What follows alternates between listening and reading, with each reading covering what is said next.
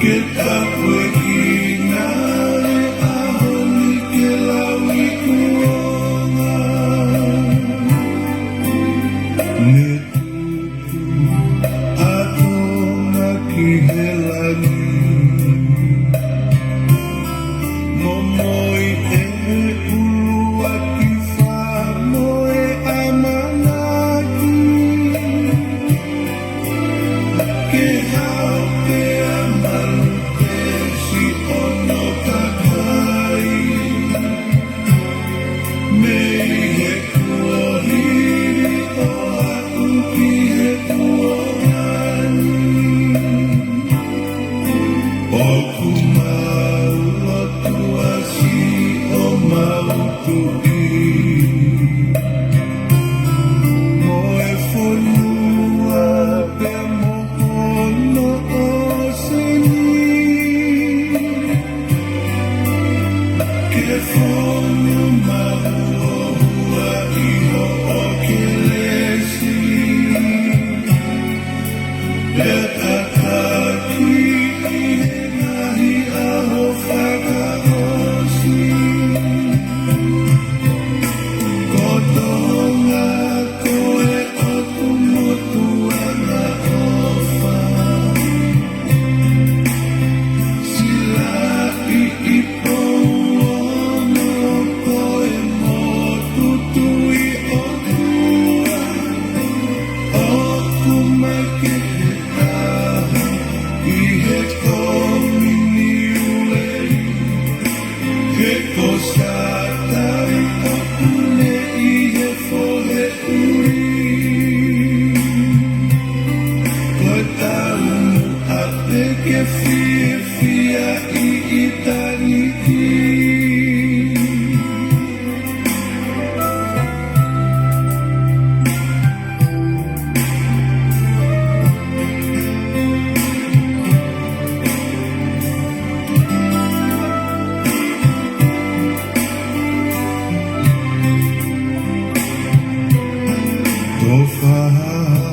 Lagi si ono kau tadi Kenau na uhaloto ofa mo oni He ule anak kakay mo'y nahisiasi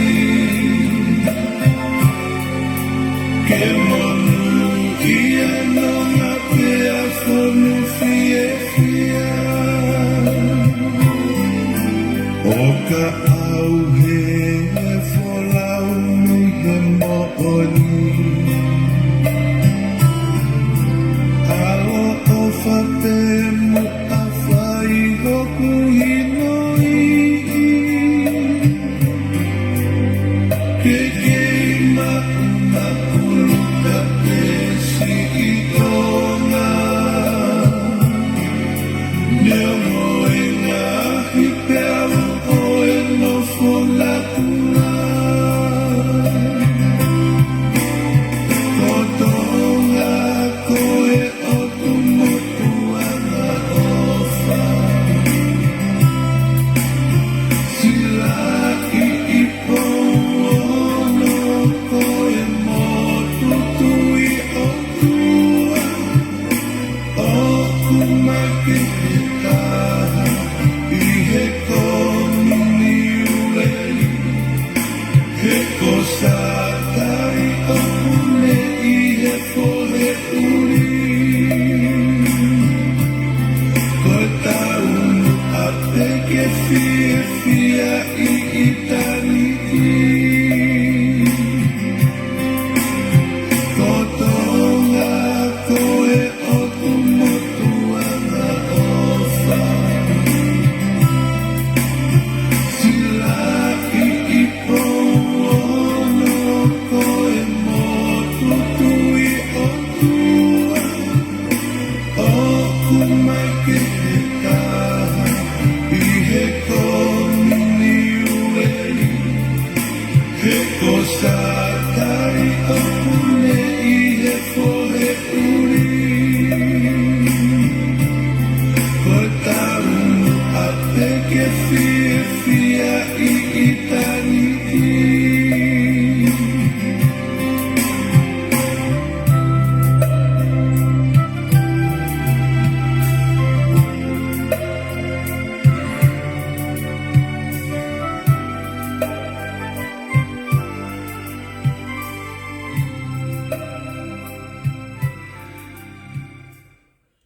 ke tau lotu.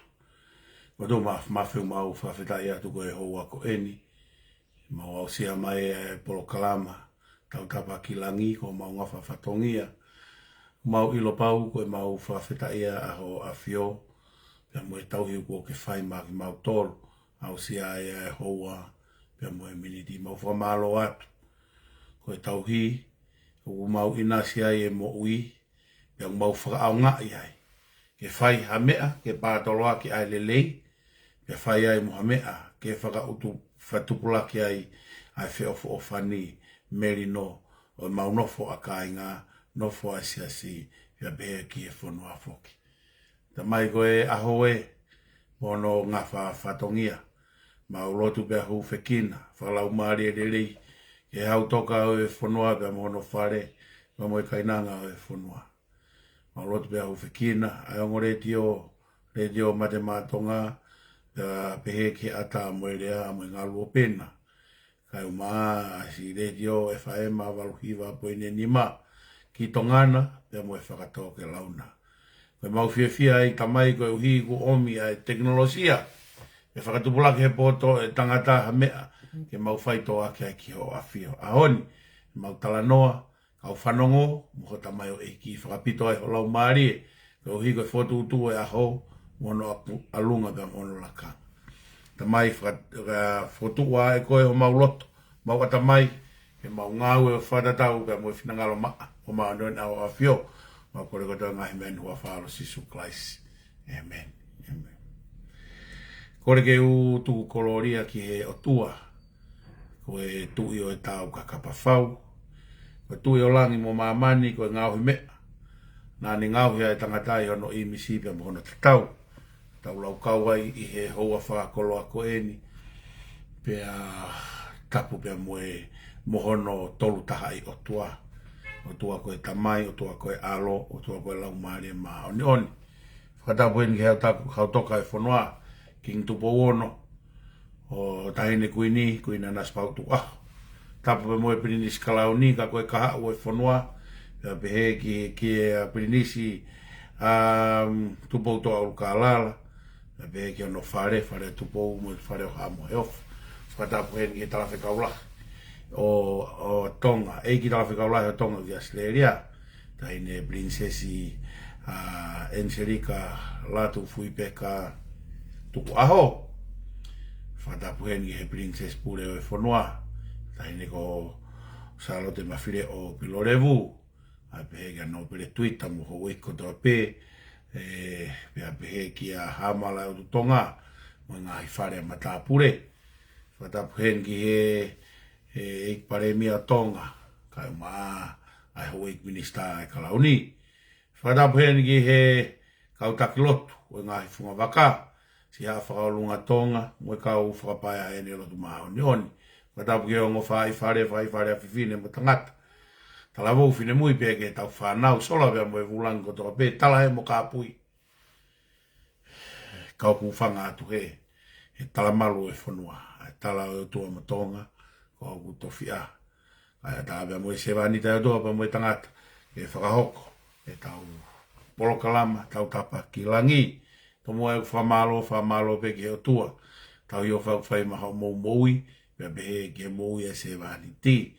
Whamalo heni ki he radio FM maluhiwa poine nima ki he whakatonga mua uai e tau pōpua ki he ngahi whamiri toke lau. Ka behe foki ai whamalo ki he radio matematonga ko e uhi ko hono kei kawekawea ai radio hono whakaal hono whetuku. Pe hono ave ai ata pe moerea i ngā luope. Whamalo hen ki kau sponsor e ahoni, Te Auba Brothers, ko nā tolu nau sponsor e tau proklama tau topu kilang, o e aho tū site. Whamalo la he whi lau ku mou whai. Lau kolo ai pe lau tāpua ke o mou tamai o eiki, ke i whakaonga ia i taimi ko e ni. Ko e whamalo hen ki hoku kaunga frontline ni, mga hitunga ko toa pe kau tangata me Amerika la, Hawaii, Australia, pegi New Zealand, pe mo tonga foki. Whamalo atu he fua whatongia ko toa pe. O kui ai pe e tau ki i whanongonongo, o ki i whanongonongo, o e whanongonongo, tūla hoko ai pe mawhana hi fo, e nau polokalama o teu teu ke tōna ki koe ni, he holo, fat whala, i whare la lava teu teu tuku ata pongpongi, e nau polokalama te tau pe na toloi, ko ia pe u kei hoko atu. Ko sene lahi, whai homo ki whanongonongo, ko e tōna ki koe ni, he taim taha o ata, whai homo whakataha, ai komiti, kau moulawa hifo ki he kalapu tū koe kil 40, e whai homo whakataha he taha, i he tōnaki koe ni tōnaki ua tolu. Whanongonongo atu me Palestini, ai whakahoko mai e he sekeritari, ke whakahoko ai pe a homo whakataha e he weekend.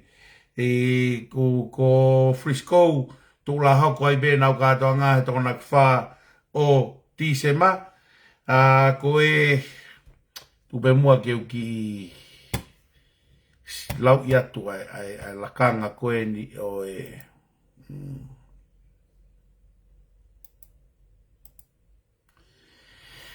ngahi lakanga koe o e family tū me Auckland, family tū me Auckland ni, ai nai ose nau whataha he tōnaki, ko nau Palestini, ko o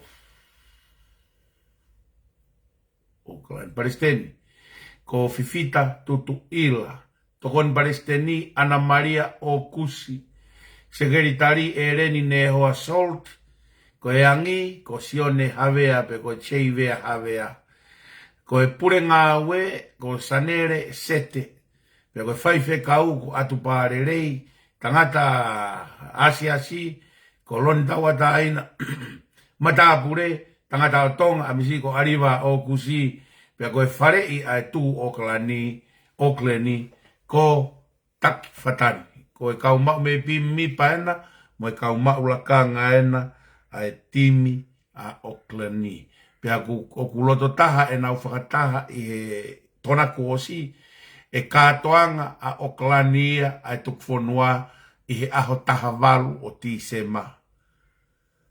Te nau whakataha pe he aho wanoa Novema ki LA, aho wha o Tisema a Frisco, pe a tātuku rewa Auckland i he taha walu o Tisema. Ai koe anga ia whotutu, whamalo at ko ela ei whoki ia, o whamalo mawahe heni ki he Palestina ela ei, a whanueri vairea, koe ela ei whoki ia koe kautoa. Whoro ai mau pe e nau palani a nau tolki mua, ko si toka mua pe e nau whotutu, mo e nau palani pe aku nau pohiwa, nau tolu he whalaite, nau toki aho, nau tolu he toko nak whalaite koa pe koe sahabati. Ange kau nau pohiwa whalaite. Ko mea ia, ko LA ia. O si kei ngaunu holo umea koe wholoa e mau e palani ia a LA. Pea ku whamalo ai ki a palo, ngau e lahi o ku mou whai mai mei LA.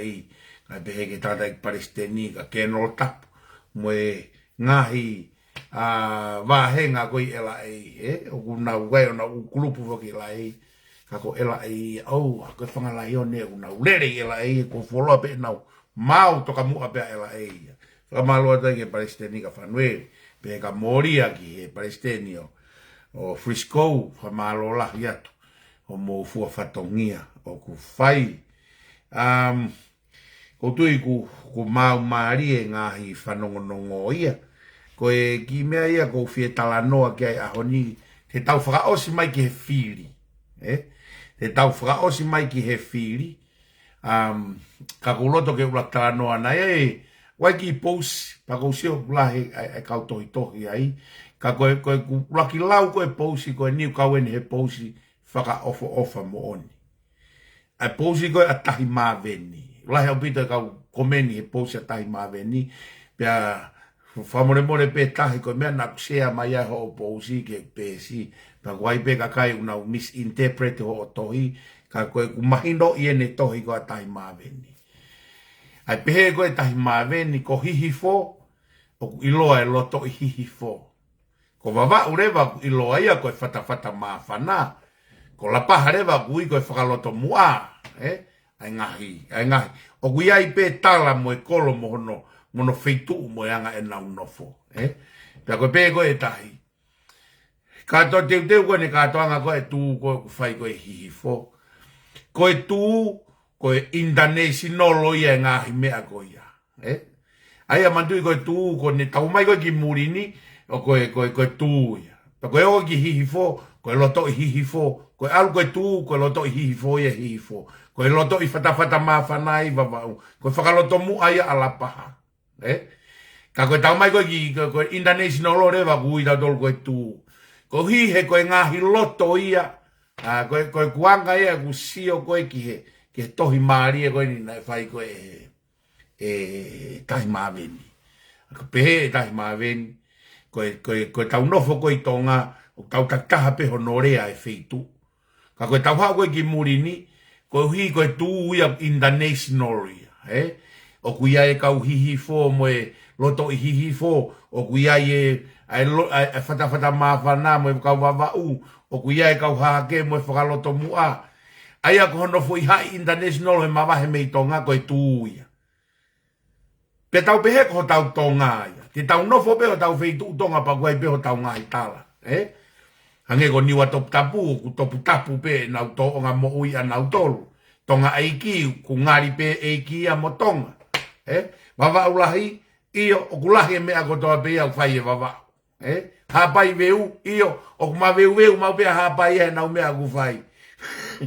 Pea koe tau nofo koe a ko tau tonga aia. Tāna ke hapai moe wawau, moe niwa, moe anganga no, mangangarere a ewa, moe a loto i hihifo, ko tau tonga ai. Aia koe nau ia e ki fo i pousi koe a mawe. Ni kau ia ke ksio koe au, ko tau i whakafo o whai. Tau mai ki murini koe uhi he ka mai te tau mai tatolo fusi e loto i hihi fo.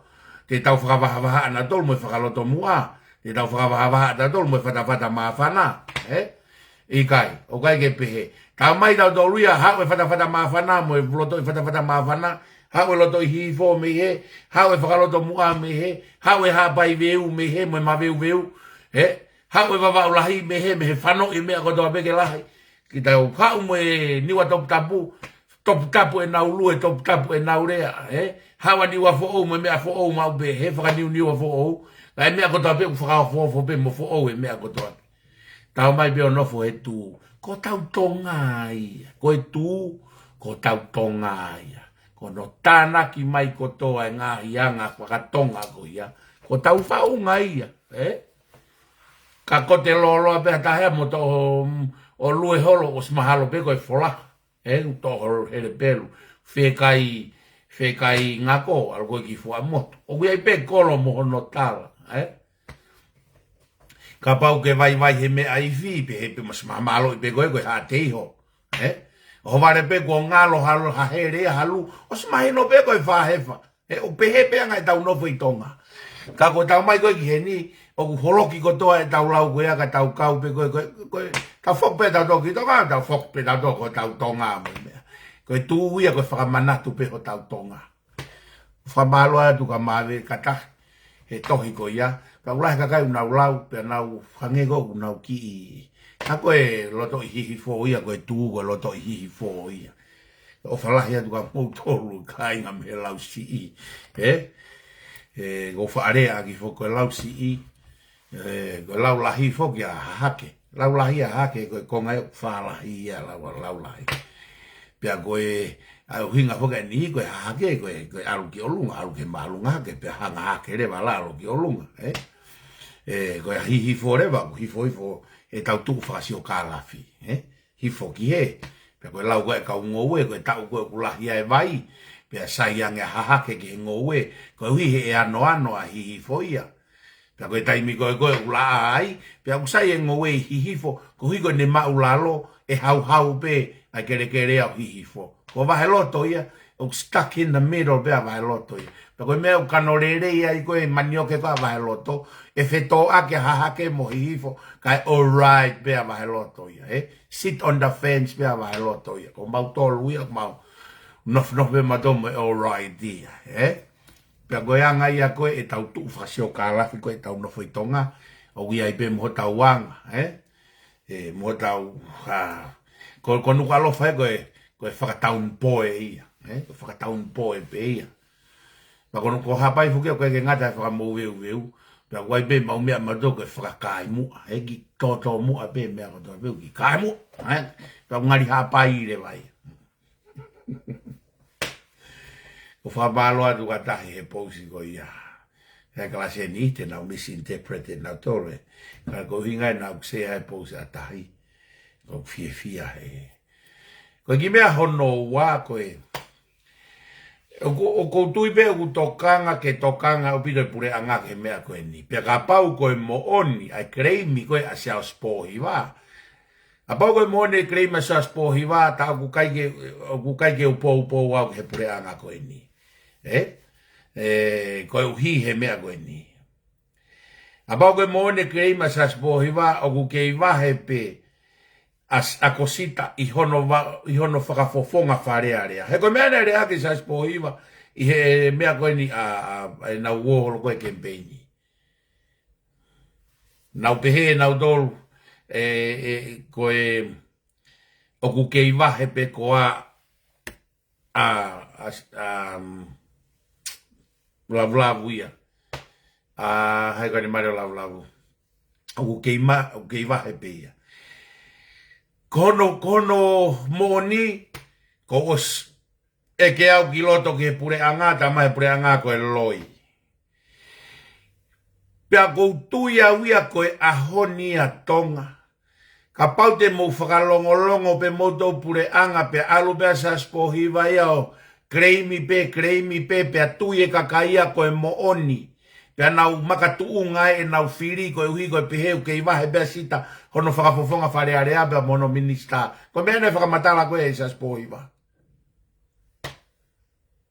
Kau tonu ke hifo katoa mai pure anga e ko nika pau mo ne sa spohiwa.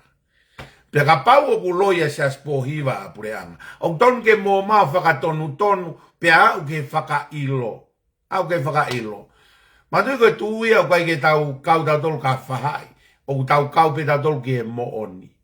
Ka pe ka tuunga ku mo oni e patoa e mea unau tukua ki ke pure anga. Pa mo oni patoa. Pea hifo mai ai. Ai pure anga ia koe ni ka pau mo oni e patoa. Ka koe mea ko hinga ke. Ko stala mai au i kai ke vahe. Ka ku kei hoko atu pea a si auspohi vai a he tala he ngahi whakataha. O ku kei wahe pea a kosita lavlavu ia hono tuunga lakanga mea wharearea. Ko mea u te eke whiri ai mea. Pea ka pau o ku loi e pure anga. Mo ofa mau whakailo. Mo ofa mau whakailo. Kau e foi whakailo rerei he teu ke whiri. Ke tuku hono lohi aki e kakai. Pea tuku e kempeini aki e loi. Ka pau o kuloi. Whai hano whakatonu tonu, he koe whaunga politiki mo he uria, te tau kawahia ai, e nai kawahia ho tau kakaiki mua, ko taimi ke tau unu. Hanga e tau so ke mea koe hafu mei monga. Sai ono whakailo ki au, sai. Sai au pito, ono whakailo, ke ha. Koe lahe ko ono whakailo, ko ono whakai angea e loi, pia whakamasile mo oni. Pea ka pau koe atunga e ke alu holo pea sa spohi vaia o kei tuku aki koe pure anga palaku eni ko osi ngai popula a ko sita lavlavu pe ku ave ki heo malu i he tari ki he hopo kai kei vahe pe ia i hono vahe ngā wharearea. Ngai no rewa ku hala pure anga. He koe uhi koe tu unia o e mea. Ka ku hala a information o kumai sa spohi va. Uofa mai pure anga whakailo. Koe ko manadu ipe hono eke koe ka pingi fasi pe alo tau e whai hala i wharearea. Talange pingi fasi. Koe alu ki wharearea, koe wheitu ia, koe alu ki au whau ai palani ngā aue, whau lao, pia patiseti. Koe koe wheitu ia tau e whai hala e wharearea. Koe kau polisi au nau tau e wharearea. Koe mea gui koe separation of power. Ko wharearea, moe kabineti, whaulao e, whakarere pure anga e. Ka e o mai he pure anga e nau mea ki area i wharearea. Koe whakamau anga koe pure ia e taha. Ai koe whakamau anga una ungai whakatana tō mo i kau polisi. Ai koe pure, koe kuia i moe mea koe ombudsman. O koe tuku ke he eisi he whare i moia ke he pure anga. Ka koe wheitu ko tau ia i koe ai whai hala koe kau polisi mo i whakamau anga. Polisi mo i whakamau anga.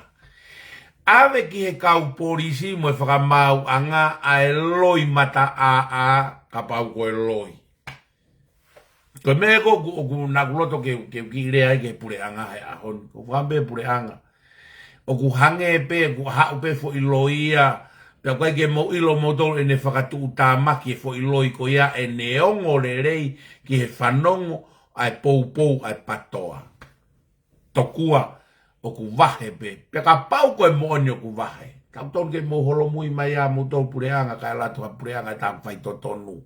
He o ku hala. Ka pau o ku tori ka kei wahe pe. Pea ka pau o ku loia sa spohiwa. Whai mo ta ofia ene loi aki. Hano ave ke whakamau anga ko whaitu e tau ia e whai hala. Mo e loi mo e whastu. Nai tau mo ua ene tamai. O tui mahalo te kai ke hopo tō taha sa spohiwa. Koia. Te kai ke hopo tō taha sa spohiwa. Ko ne mo ua pea ka mata ke neongo i te ono kakano. Te adma vo i hopo. Adma vo i hopo. E ngahi tuku aki i loi ka atoa koe ni. O si tonu ke whaha ngā ue ka piveni e ne ngai kreimi mo e ngai to. Te tahi e mea nā kuloto ke uki tala noa i he ahoni i he mea. Na e programa ne afi na e kakaina na huha ke ai pia na tuku aki e foi mea e ua koe ni. Ulu aki koe o whiriwhiri mana koe tanu hala pure anga koe ni. Ko foi mea hono ua koe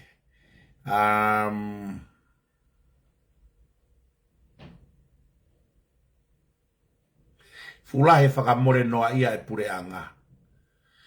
Pea tuku aki i rewa tuku aki i rewa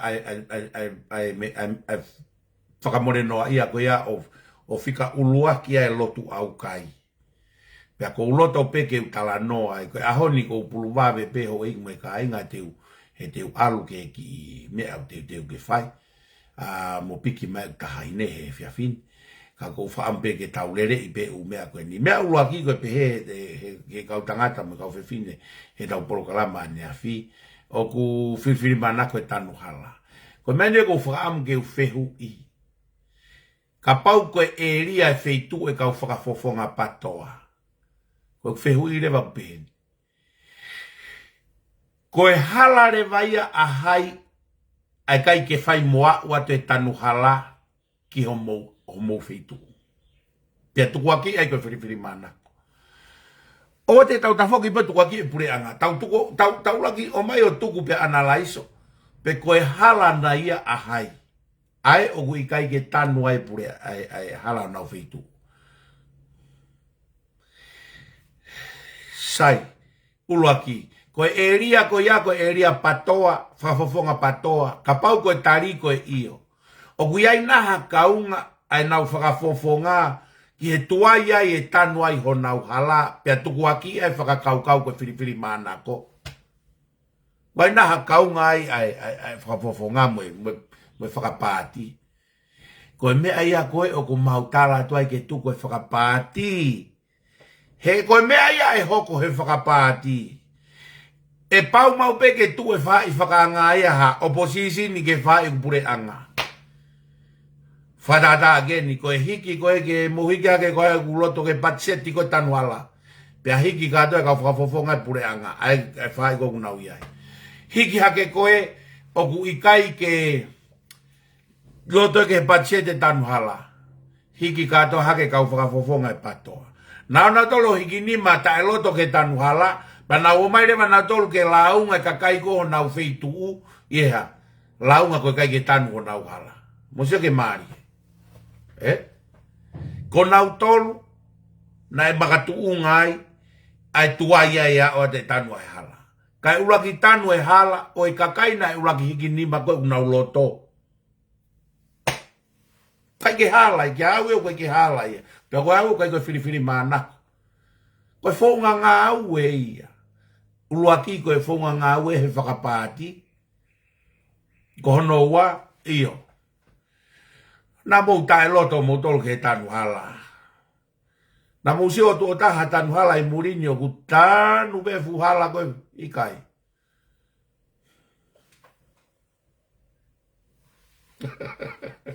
Koe mooni.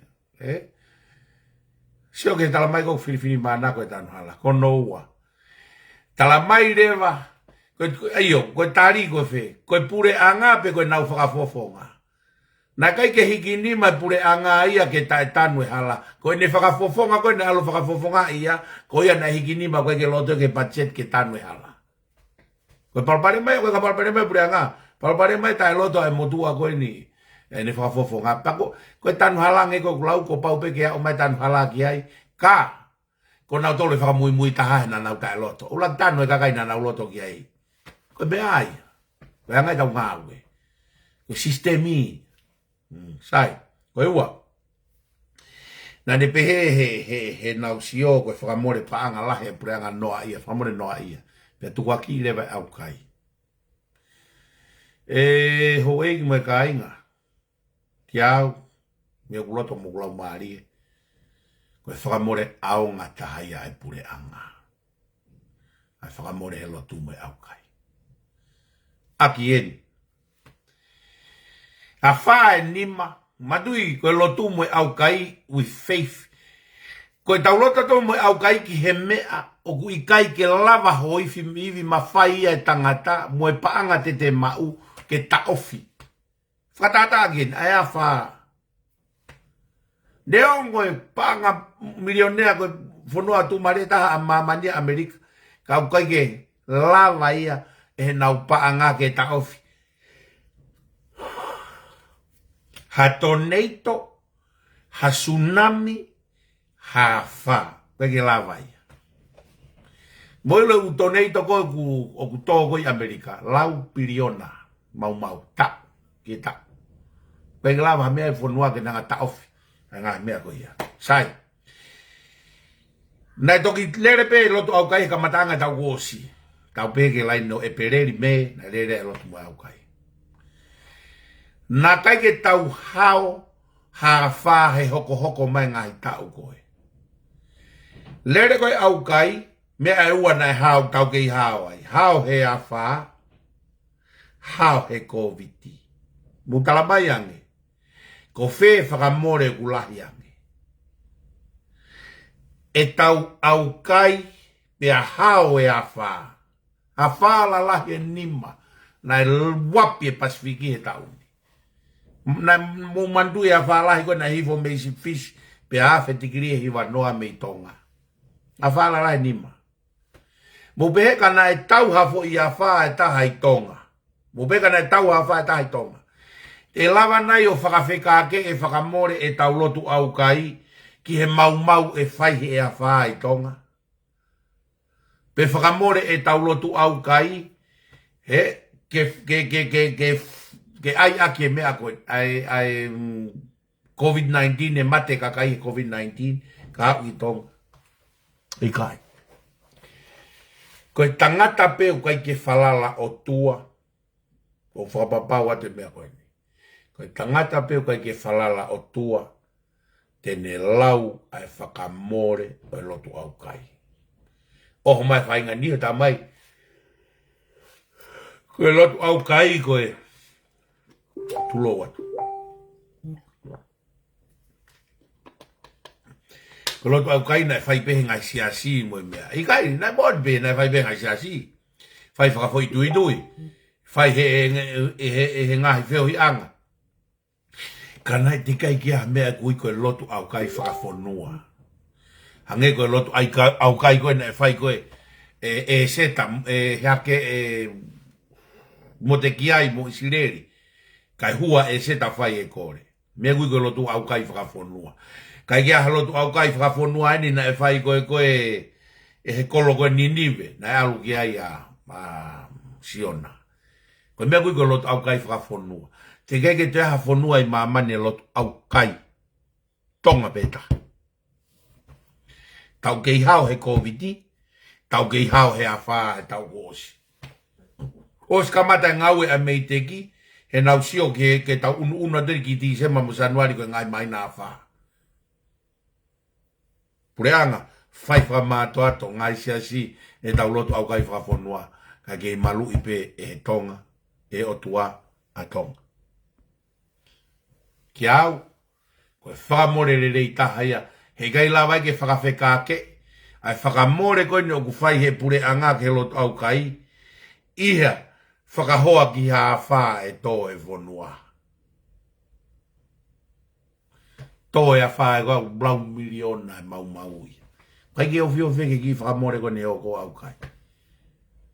Koe tau o au kai, pa kou fie, ilo e fie, mea koe kou fie ai.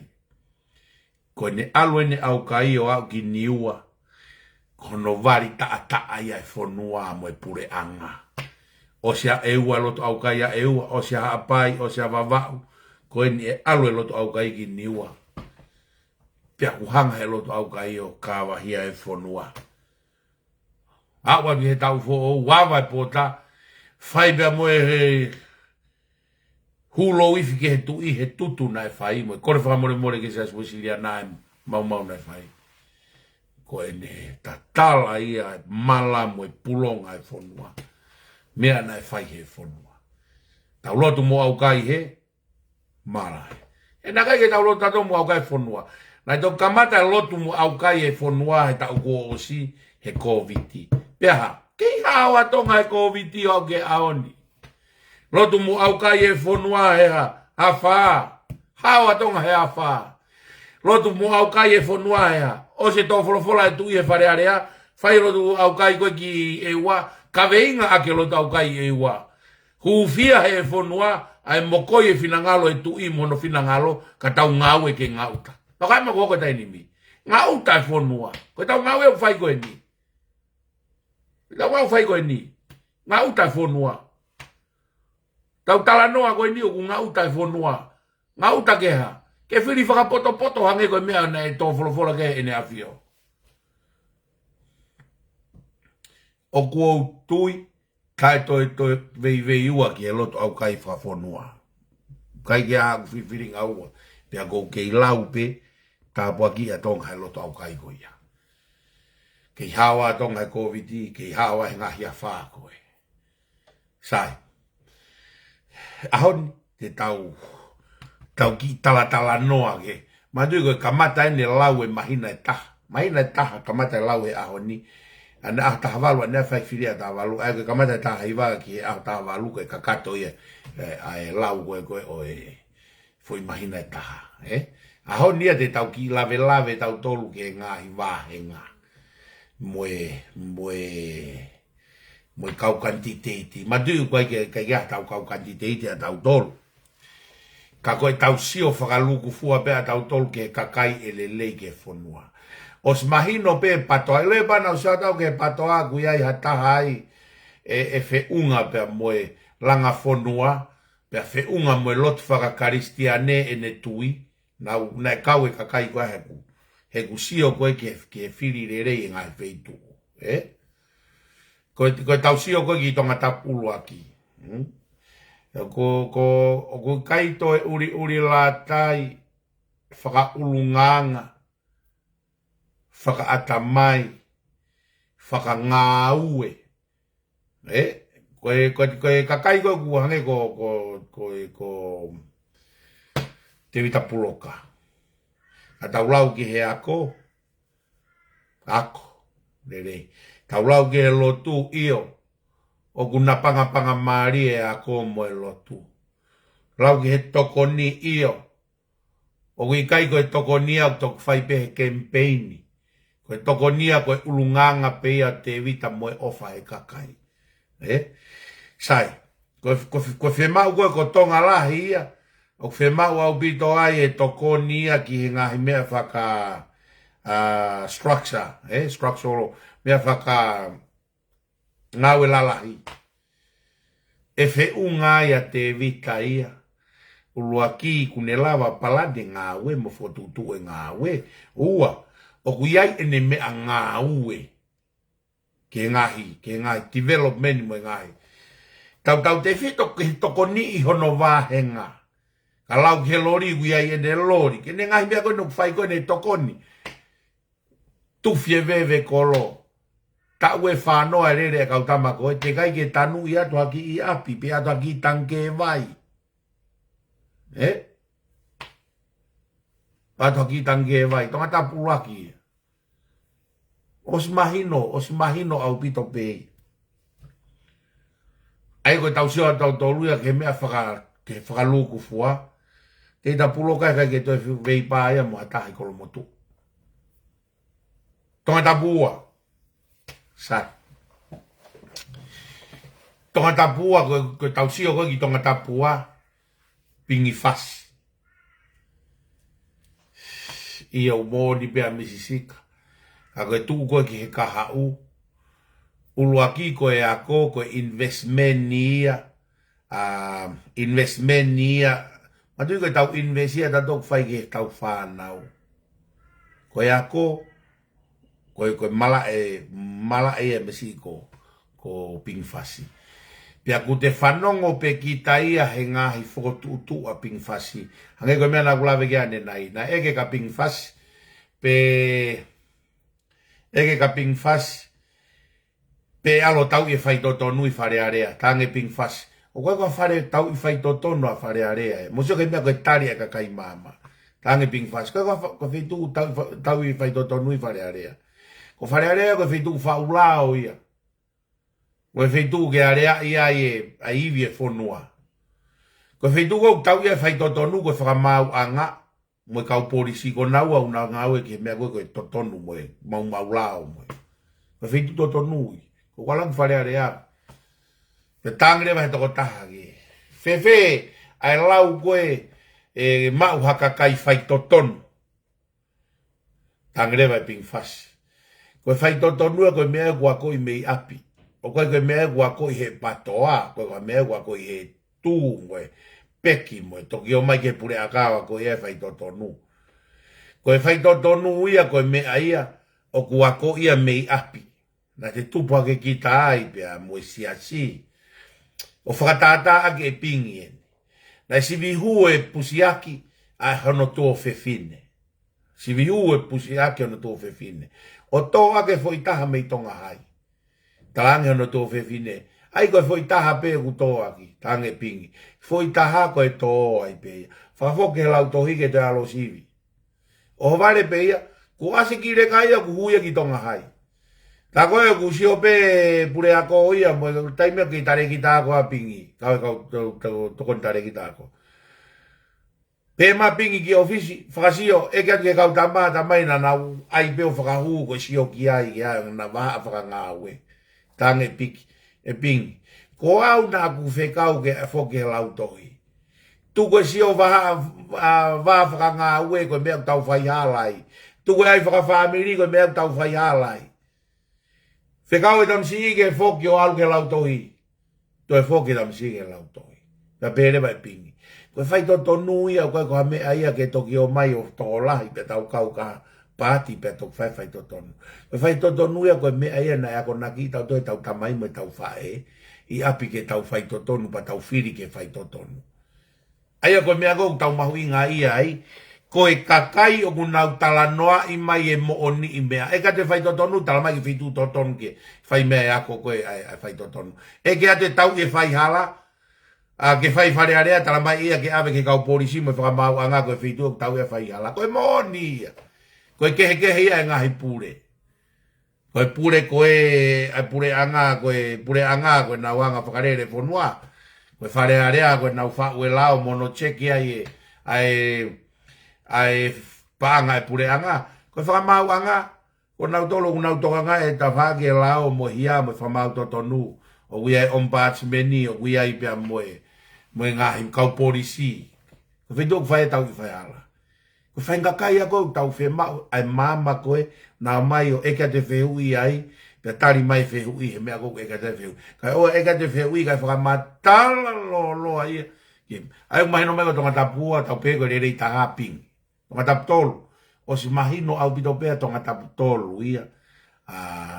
mahalo e mate vai pe sa sovereignty ai ulaki pe ia ko e poto ua pe ia ko e ngau e ko kulava he potu ngau e kui ai tolu pe ia umahino pe ene commitment anaya ki e hange ko sipoti ai akapulu angere ia mo tamaiki ha umai ke fai kava kui ai ko e tokoni ke kau vai kui ai ko si ngau e pe e ia ai tapa ko toa pe I hono vahenga o au ke tunga ko ia sai ko e tonga fa matui ko tonga fa ko ia mateni tau tala noa ko ke kau fa fofonga fare area motua ko fa kau en ho e mo kai ka pau e ke atu ke motua firi ai tau pe ko mateni ange kau na hu pe mateni e firi wa fongo fulu ai ko tau akiene mateni e fitu o tau e taha na tata mo misika tau e ne taha e na I whare area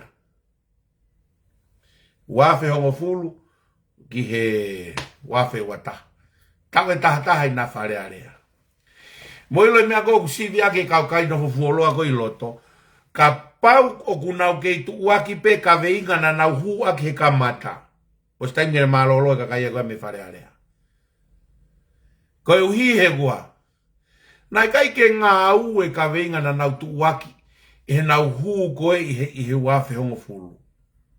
Ta ue taha. Fua aki mea koe nai lava e ta ue taha. Na o sia o minista polis tau ta noa nga misika pia mo mateni. Hau toi tamai ke whakafoki ki loto ko mateni o ku tamatotonu ke minista polisi ke nehanga o fotutu e kau fai hia. Ke fotutu e fai hia na nao mai mo talamai mo aglis o una ilo ului feke he tila mariwana pe aska pa kai ke talamai ko hai ului feke.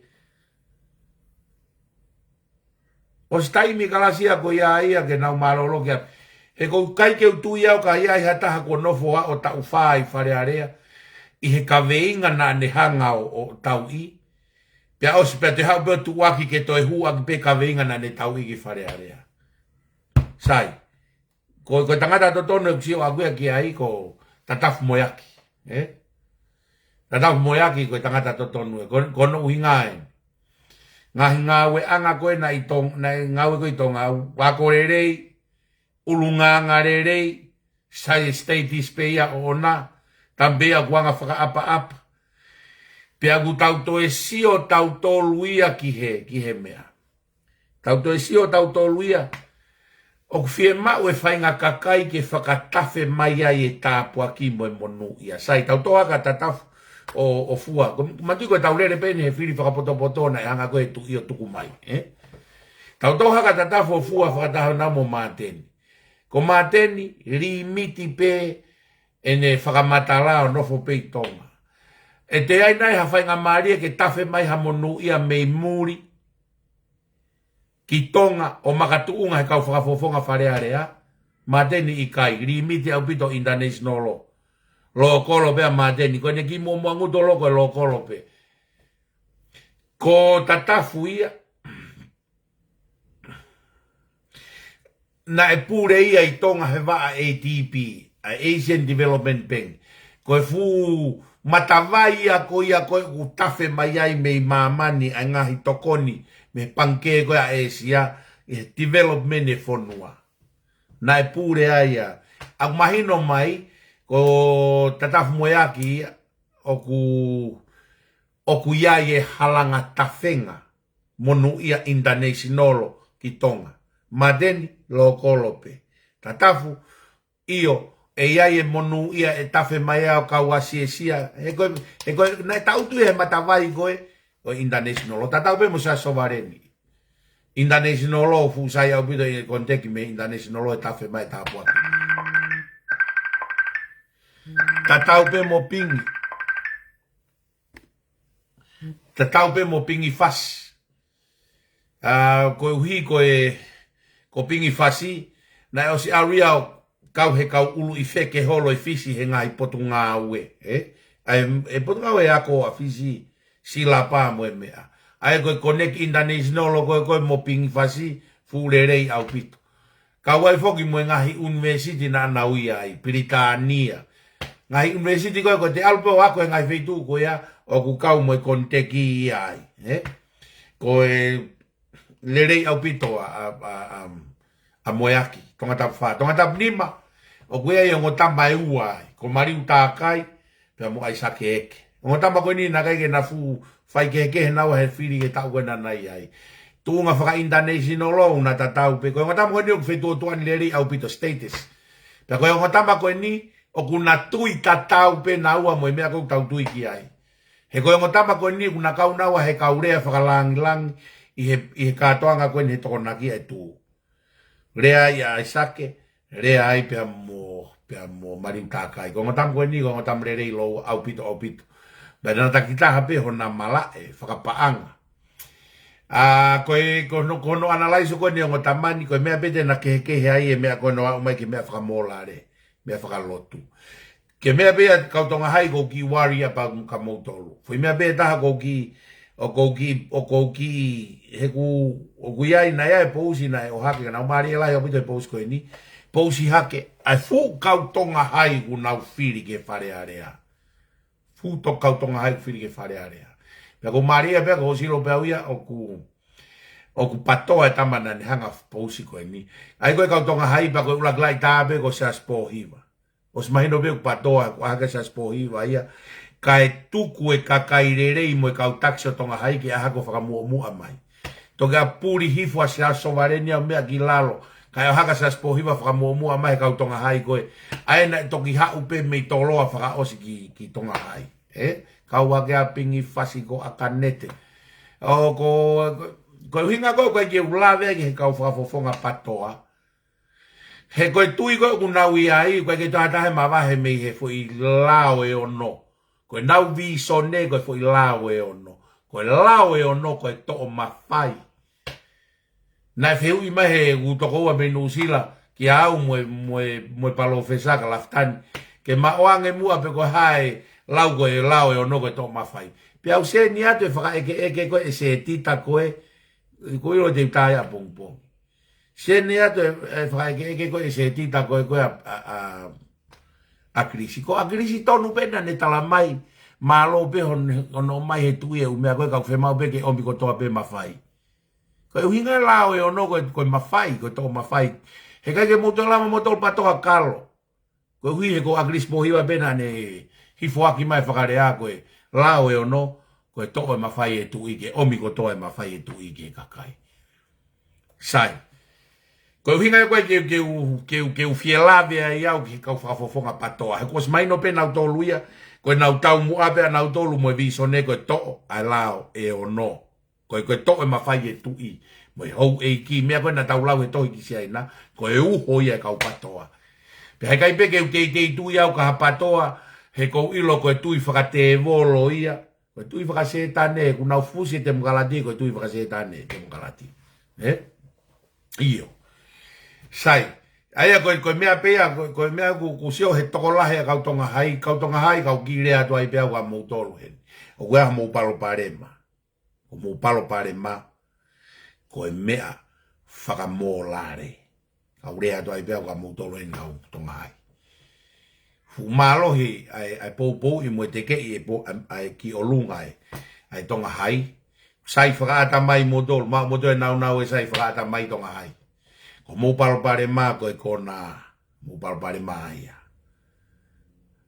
Ko hihe koe tau tupua ki koe tonga, na e iloi au pito pea koe tonga, a tonga hai, ka e iloi au pito e tō lalo whakaulunga ngā whakamola rei tonga hai.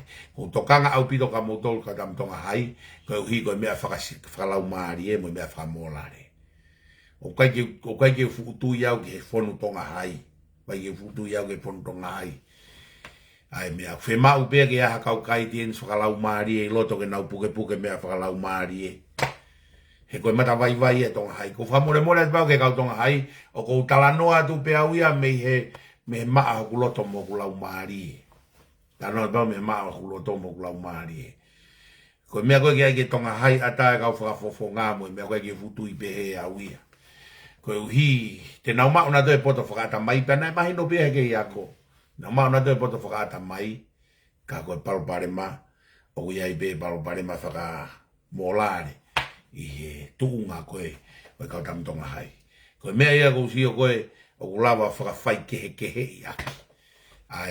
Ai toko lahi, koe uhi koe tuunga whaka molare. O si mahino au pito pe ia, ka koe ngo tangata e ua koe ngo tangata i tonga tapu nima. Tonga tapu ono, o ku mahino au pito pe a poaste ia. Koe ke toi fehu ia poaste ia, i he uhinga koe ni. Ilo i pia poaste he ke ia koe i tonga hai, tampea na yangarere, ke tampea na ke ano whainga ulunganga. A poasi. Ki tampea na, pia au peke kona, koe tampea kua ngarere he kona. A poasi. Na ke ano whainga, na smahino pe, na ku ilo pe e au e kau tama i tonga hai, na neongo koe ke mau feo hi mau tolu e kau tama tonga hai, pe mau mingol hol mau tolu e na urevolo pe na tolu whakatonga hai, na urevolo whakahaua alo pe au ia. Ka ko poaste ia, pau sio ke ne ngā ue, pe sio ko whakaulunganga ki ai, o si mahino au pito pea poaste ia, i tonga tapu ono. Tonga tapu fitu. Tonga tapu fitu o ku fihi ai e toko tolu koe ni. Ko Sengsta, ko Fred Fa o Tusia, pea mo e maloni. Mo e maloni tongi. Mo e maloni tongi. Nau nofo katoa taktaha no molare. Ko Fereti tama ke mea ke whakaangarerei, mahalo ko Fereti ku maalunga taha i he natula koe whakaangarerei, i he tuu koe ai mea. Ai kau tangatani. Whakasio ke tui e mea na mate ia lo tonga e tau.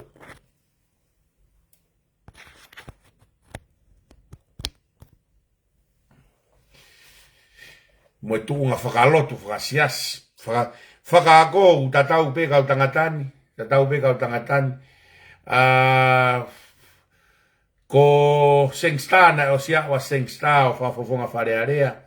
Kana e hua Sengsta he patoa he uraki mea. Ahoni ko mama ko tui e imiske heange hua Sengsta pe ko Sengsta ia ku. O ku malohi au pito ia ke tawhaaki tokoni he. Tau tupu mo spoti mo ngahi whiamaue. I tai mo nei wharearea. Ko Fereti ko ne ilo whakapure anga mahalo koe maalunga taha Fereti. I he ilo whakapure anga.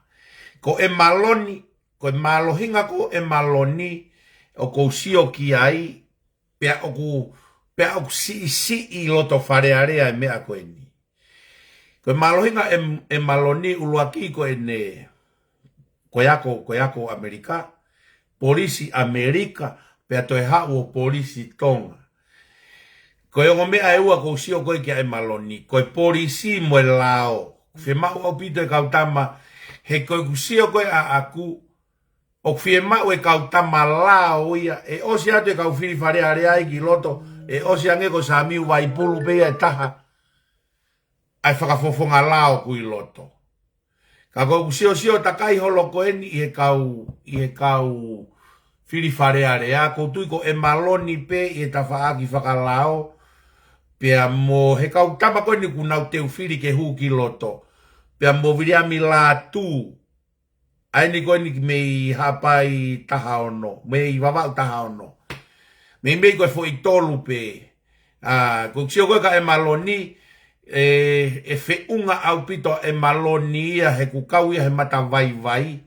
I he mea whaka polisi. Me koe minista polisi. He kou sio konau, kou sio pau ke toko toluni pau sio konau ngahi malohi ngā. Koe whiri, koe mea ia e kakai. Ka koe kusio koe kia e maloni. Koe tangata ia o ku whiunga upito. Koe mea ke whakawheohi, koe tangata wheohi au pito e maloni. E koe tangata whaikawa au pito e maloni. Ko e maloni eni, na ku talanoa koe fo i tānoa whakatata koe nai.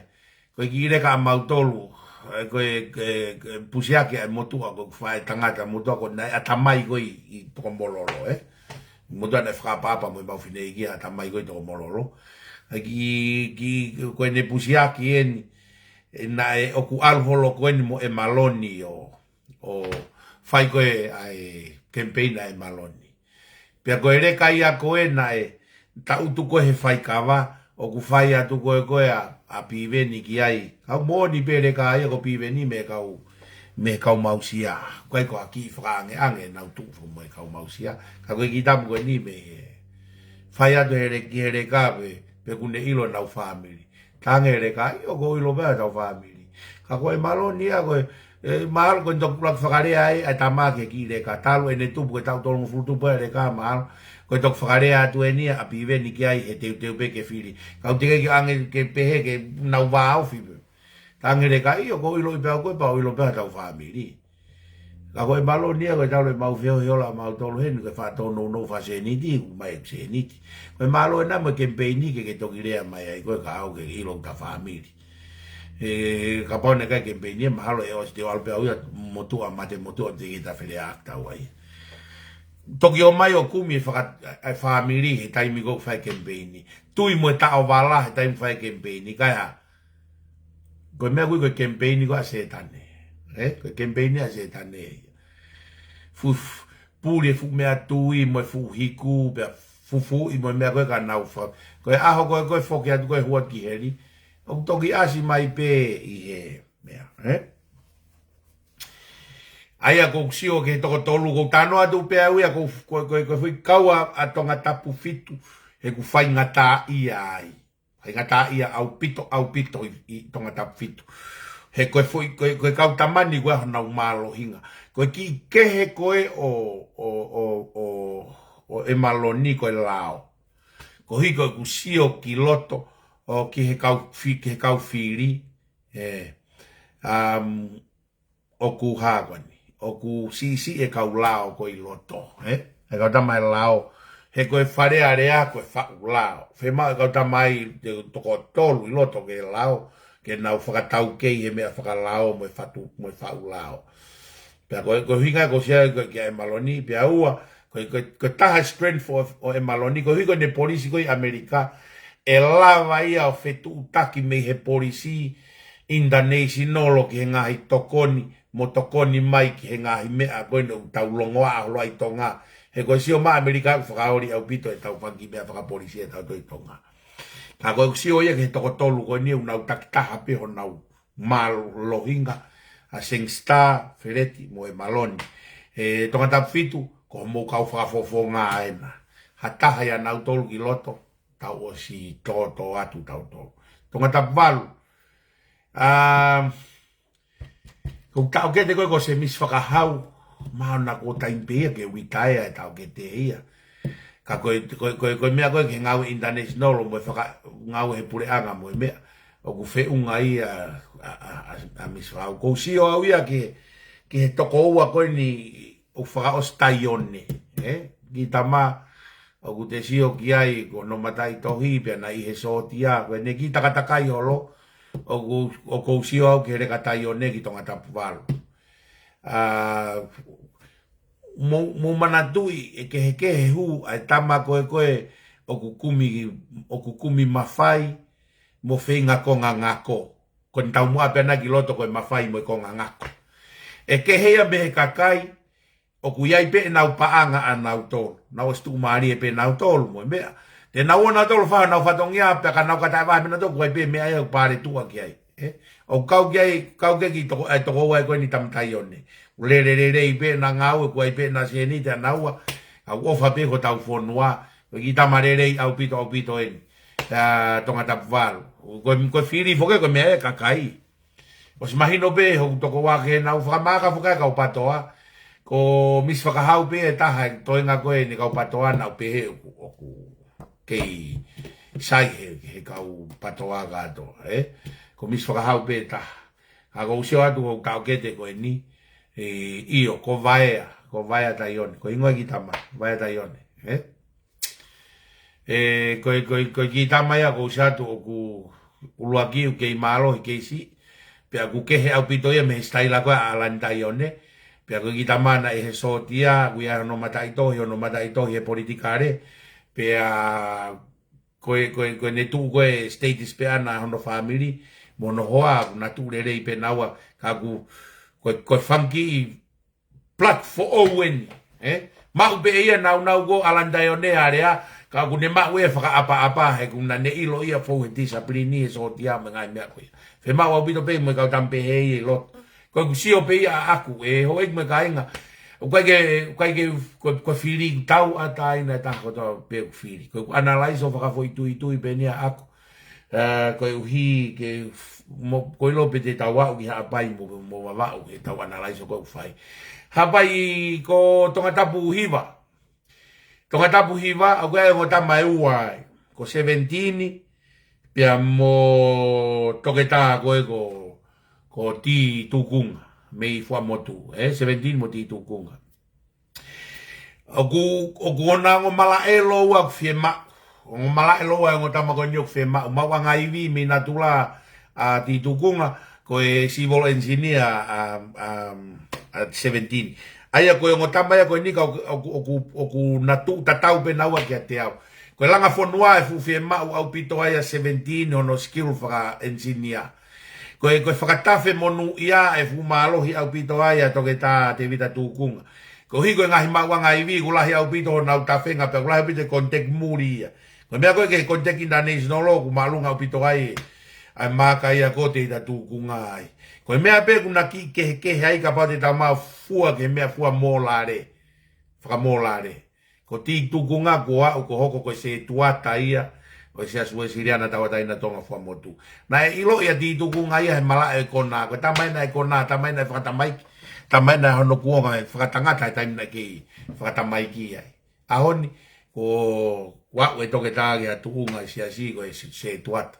aya ku o ku kau mo fangi ulung fangi lelei ko ia he fakastatusi o matu o tu a ate da tukunga aya ko kusiwa tu aku ya 17 mo te da tukunga ko fa matu o tu a ki matu o tu a ngate da tukunga ko me ko ke me faka ko mo u me ka to ko ia kuna palanista tau fiema o na skill da palanista tau pe o tamai ki ma he ko ti tukunga ko me faka lau mari e natula faka lau mari tonga tapu hiwa ia tonga tapu hongo fulu ia os mahino au pito bea tonga tapu hongo fulu ia he kai ki tau toi whakawhiki ki a taha ia pia mo ko ia hoing mo kainga mandui ko tanoa ka 17 pia mo ti tukunga ka tau loa pia mo tamaya ki au ko tanoa pia kuia ni ko tanoa pia kuia ku honest view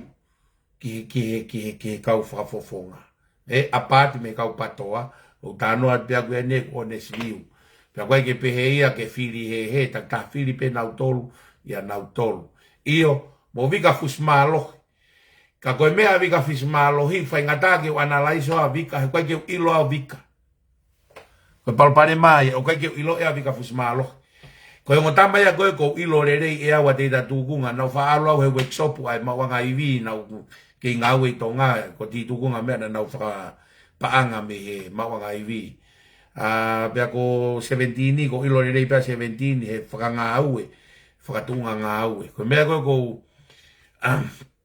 ko talanoa i pia he kakai koe ko ka ko whanongo ko vika fusmalo i koe whewhine lelei au pito ia ka ku kai ki talanoa au ki a vika ko hi he kai ki ilo a vika personally mono ngahi status ka ku whanongo e ngai tanoa ko vika ko whewhine lelei au pito ia kau pia vika ia he tau pehe toko tolu aka vika ka ko no moni kai ki a haku ilo aku ia ki personolo ki a vika ka pau koe toko tolu ia ke whiri ai tonga tapu hiwa ongo tama koe pia mo vika ku lelei au pito hange koe kulave ko tau talanoa pena tau tolu e tau analaiso ai ku sio pe a aku he ngai tapa ke whiri whakapoto o se mahina au pito pea tonga tapu hongo fulu ia ke ki tau toe tālanga tau toe toka tapu hongo fulu ewa tahataha o se mahina au pito pe mo ewa tahataha ia mahino mata au pito ewa tahataha ia hapai tahaua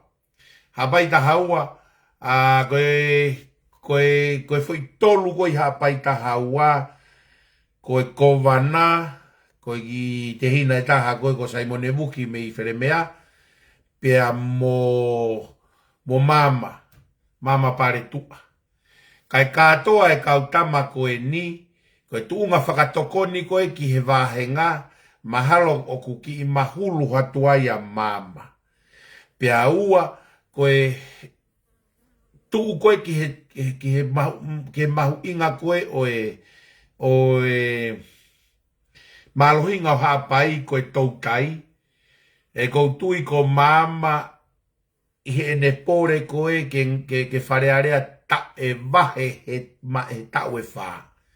O spore pe mama e wharearea ta e wahe tau e wha ka whiria e awere waho no wahenga o hawani. O ave ke ko sirio whakataha mo siri nu mai pure anga. Ono wahenga whakatau e tau e wha. Ke tokoni ke pātoloa ki hono langa o e tau kai pia mo ngahi mea koe ke tokonia o wawau. Aia koe ki o hapai. Aia koe ki mea ia ku kehe ai mama.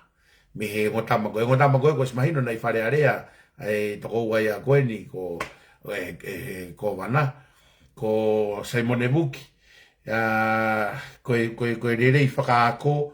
Mahalo ko Simone Buki. Koe rerei taha whakaako ia he kau kantiteiti me hapai taha ua. Koe rerei taha ia. Ko hapai taha tolu. Kataki ko una usia una ako pita mo he tau. Koe mea ko talanoa pia uia he kakai ko ilo i. Ukai ke ilo ia pita mo he tau. Ka ko ilo ai ki te hina koe ni. Ko Viriami hai koe ni Pau Morevuka. Pau Morevuka a takai e re ka pe na ai mono ki te hina hena mau heni ko sione. Aia ko sio he a takai o Pau Morevuka mo ne ngau e holo e otu motu ne ilo ngahi fie mau faiako ngahi otu motu. Pe ko tala noa mai koe i whakataha whakarearea koe ni nai toki o atu ai koe ai ni koe na ia vivo sataka mo mea. Na he holo ai a vivosa e whakawhehui o Viriami, Pau Morevuka. Ka pau ai a pita mo e tau, ka unau toko ua me ai. Ka koe reka pia ko ilo rerei koe me i fuataha tolu. Ai reka ko ia ilo heanga e atakai pia mo e. Bau wahatoi toko tahai mo e toko ua ai ki he whiri. Ka koe ngata pe ku ilo aku he reka ko ia he hanga tuu mai koe ka fua ko mos mai no pe a mos ai a mo tuu ngaku iai. Ko hapai taha ko wawau taha wha. Koe toko taha mandui ko saya piukala e wahenga ko ia. Koe toko taha ko ilo ilerei taha ai. Kama koe ko tua merie. Tua merie ke moe atu. Katoa e kau tama koe, ai koe iape mo saia ko ilo i. Ka ko tua merie, na lango whaiako ia mautolu i atere valungo fulu. Pea toe alu, pea whokiango pureako i atere, os pureako i wawau hai. Koe tama au, ai wheohi he mea. I he kano a kui ai, koe pununga mo ui ki he tau, ke hako tupe whanua ke hea kōku iai, pia kou sio kou sio koe kau whiri mei ai, ko Sweetie koe tangata to tonu ia pia ma hapai, na iloa bina ubea dere ko Sweetie, ka koe hingoa to tonu e tamako tua merie, oku, o te a paula te tafuna hanga ia o mapui. E tangata rere ia ubido a Sweetie. Tangata area Paula Tatafu. Ko Paula Tatafu ko tangata area au pito a Paula Tatafu. Ihe mea whaka area. Ai ko Paula ia pe mo Sweetie ka pau ko iai.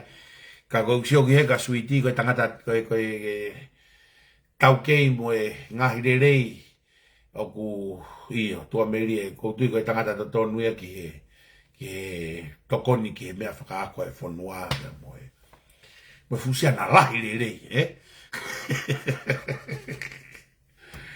Tonga tap tahanima, os mahino au pito pea tonga tap tahanima ia. Koe ki tau toi tahanoa tatoi tonga tap tahanima, ko sipawa tonga tap tahanima ia. Sami umai pulu. Taono, o ku mahanga mai ai a Viriami la tu. Ko mea pe, ko mapa ia ko ku whiri ia, ko ku nau siau iki a mapa.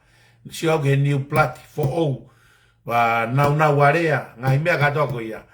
Ko kusio ko ka bria mlatu ko si ai ka tamalao ko I fare area. Ai ko ngo quality.